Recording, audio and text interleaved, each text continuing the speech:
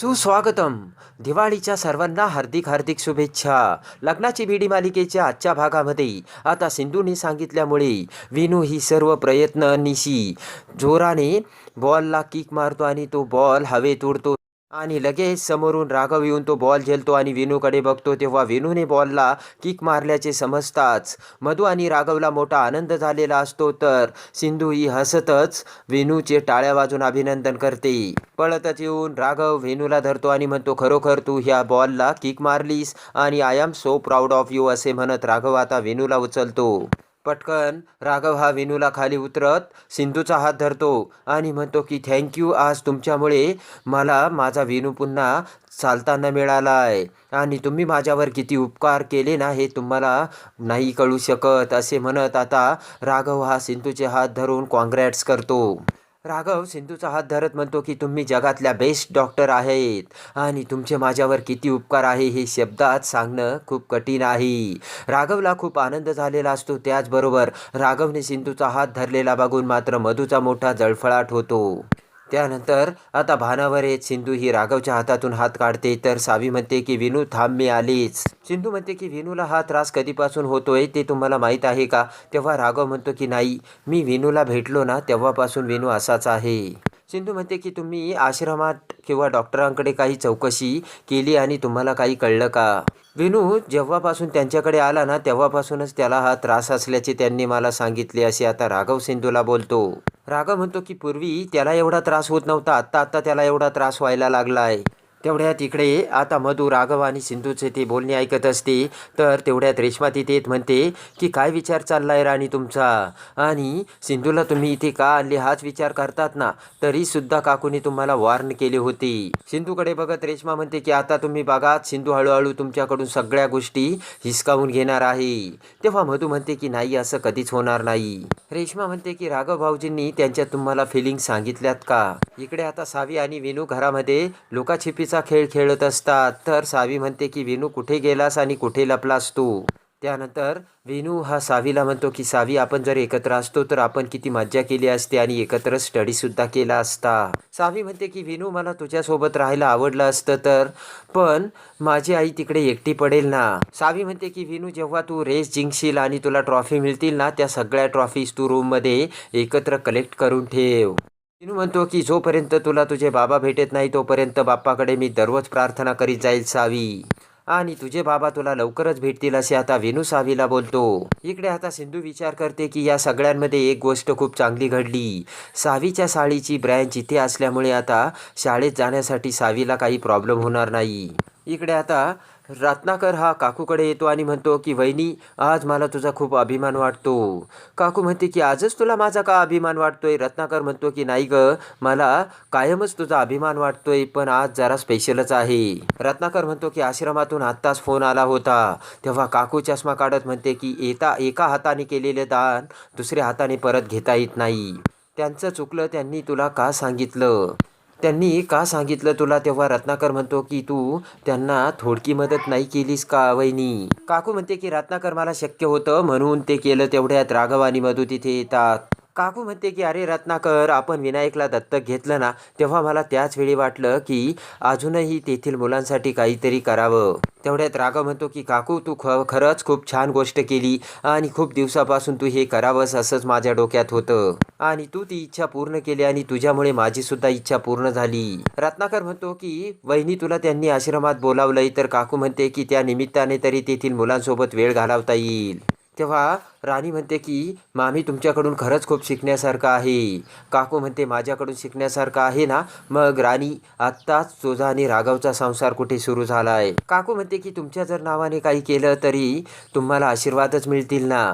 त्यानंतर काकू राघव आणि मधूला म्हणते की तुम्ही दोघेही आश्रमात माझ्याबरोबर आलात तर खूप चांगलं होईल रे.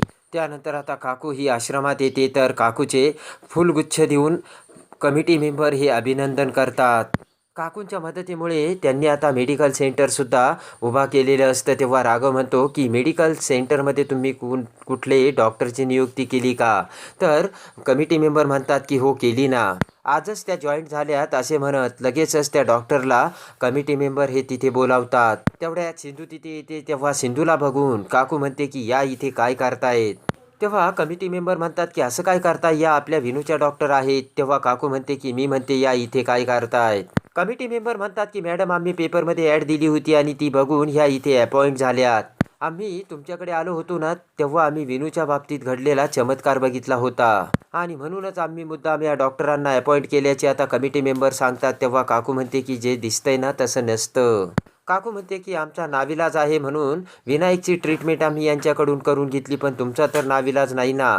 अजून जर काही दिवस वाट बघितली ना यांच्यापेक्षा तुम्हाला चांगला डॉक्टर मिळेल. तेव्हा कमिटी मेंबर म्हणतात की मॅडम तुमचा काहीतरी गैरसमज होतो. मी या डॉक्टरांची चांगली माहिती काढली. सिंधू म्हणते की इट्स ओके, मी घरी जाऊन माझं रजिस्ट्रेशन आणि रिझायनेशन ट्रू करते. काकू म्हणते की कुठले घर, तुम्ही ज्या घरामध्ये आता सध्या राहतायत ना ते माझं घर आहे. तेव्हा सिंधू म्हणते की मला माहिती आहे आणि मी विनूच्या ट्रीटमेंटसाठी तिथे आली हे सुद्धा मला माहीत आहे. त्याची ट्रीटमेंट झाल्यानंतर मी तेथून निघून जाईल आणि निघते मी असे म्हणत सिंधू तेथून जाऊ लागते.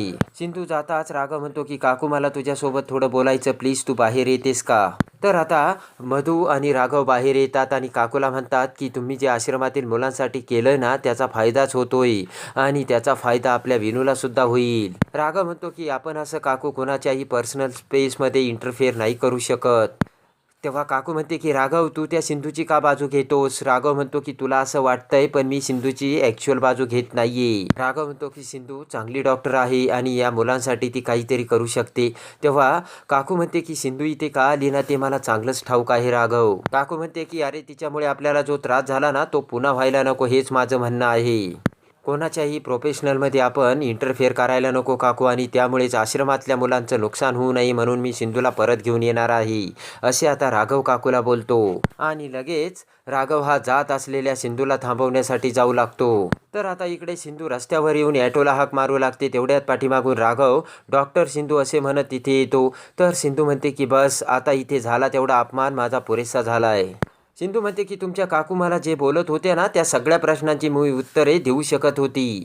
फक्त घरात झालेली गोष्ट बाहेरच्या माणसांसमोर आणायची नाही ना म्हणून मी गप्प बसले असे आता सिंधू राघवला ठणकावून सांगते. राघव म्हणतो की काकू तुमच्यासोबत जे वागली ना ते चुकीचंच होते म्हणून मी काकूच्या तर्फे तुमची माफी मागतो. राघव म्हणतो की प्लीज तुम्ही तिच्या चुकाची शिक्षा त्या अनाथ मुलांना देऊ नका. तर विनंती करत राघव म्हणतो की प्लीज तुम्ही आतमध्ये चाला. सिंधू म्हणते की त्या मुलांना माझ्यापेक्षाही चांगला डॉक्टर मिळेल तेव्हा तुम्ही माफी मागण्याचं नाटक करू नका. एकाने दुखवायचं आणि दुसऱ्याने सावरायचं. राघव म्हणतो की तुम्ही विचार करा, तुम्ही ही काही चुका केल्यात आणि त्यामुळे त्यांना किती त्रास झाला तुम्हाला माहीत आहे का. तेव्हा सिंधू म्हणते की सगळा त्रास माझ्यामुळे झाला का. असं असेल तर मग विषय संपला असे सिंधू आता राघवला बोलते. सिंधू म्हणते की मग तुम्ही मला का थांबवताय. तर राघव म्हणतो की डॉक्टर सिंधू तुम्ही आपल्या पर्सनल गोष्टीची शिक्षा त्या लहान मुलांना देऊ नका. इकडे आता काकू राणीला समजावत असते. म्हणते की राणी अगं अग्निदिव्य करून आता तुला राघव मिळाला आणि पुन्हा तू तीच चूक करतेस का. मधू म्हणते की काकू असं काहीच होणार नाही आणि सिंधूला मी इकडे आणलं ना त्या मागचं सुद्धा एक कारण आहे. म्हणते की राघव आता सिंधूकडे गेलाय ना तो आश्रमातील मुलांच्या एका भविष्यासाठी सिंधूकडे गेलाय. तू म्हणते की राणी एवढं चांगलं वागणं बरं नाही बरं का. तू जर अशी वागत राहिली ना याची तुला खूप मोठी किंमत चुकवावी लागेल असे आता काकू राणीला सांगते. मधू म्हणते की काकू आत्ताच तुम्ही सिंधूचा जो अपमान केला ना तेव्हा आता राघवने किती जरी विनवण्या केल्या ना सिंधू परत कधीच येणार नाही. इकडे आता राघव सिंधूला समजावत असतो आणि म्हणतो की तुम्ही आता प्लीज शांत व्हा, शांत डोक्याने विचार करा आणि मी काय सांगतो ना ते नीट ऐका.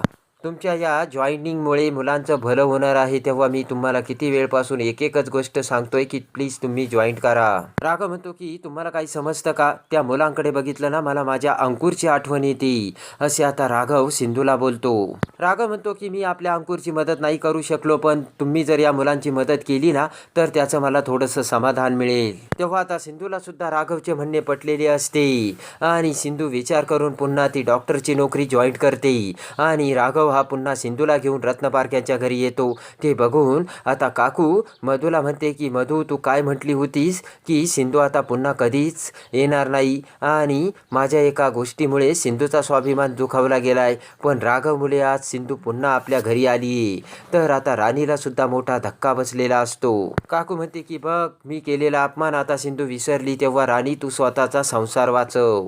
त्यानंतर आता सर्वजण हॉलमध्ये बसलेले असतात. तेव्हा काकू ही राणी आणि राघवकडे बघत राजश्रीला म्हणते की राजश्री, राघव आणि मधू दोघेही लग्नापासून कुठेही बाहेर गेलेले नाही आहेत. तेव्हा काकू म्हणते की राघव आणि राणी, तुम्ही दोघे आज रोमॅन्टिक डिनर डेटला जा.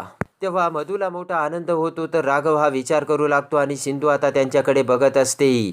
तेव्हा आता राघव हा राणीला झिडकारून सिंधूसोबत कसे डिनर डेटला येतो हे बघण्यासाठी आणि लग्नाची बीडी मालिकेच्या डेली अपडेटसाठी आपल्या चॅनलला लाईक करा, सबस्क्राईब करा.